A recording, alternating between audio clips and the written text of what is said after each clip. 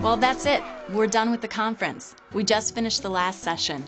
And if you came to this conference looking for hope and inspiration, I'm sure you'll agree that David and Erwin gave us that gift. I invited them to come down to the video suite and talk a little bit more about living out their faith, art, and the church. Listen to what they had to say. You know, David, a lot of times when people get a first look at Mosaic, they see creativity, artistry, maybe the unusual locations like the club. But one of the things they don't really know oftentimes is how at the core of who we are is that we have a real burden and passion for people without God. And you're one of the most evangelistic people I know. Maybe talk a little bit about the integration of art with the mission of your own life. Well,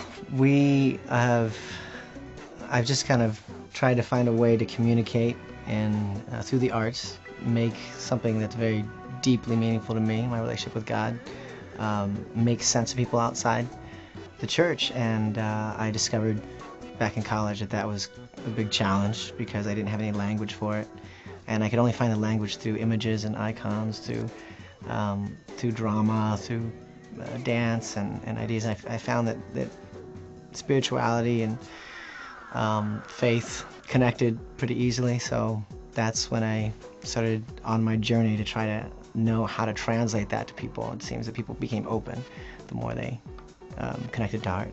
One of the crazy things I think has happened with us at Mosaic too is that when we started the different kind of environments, whether it was acting or dancing or film or sketch comedy, it was as if there was now space for a whole new kind of person to connect, even a person without God. It's almost as if rather than just connecting at the God connection first, they connected at a heart connection or a life connection or a passion connection, and in that they began to discover more about Jesus. Yeah.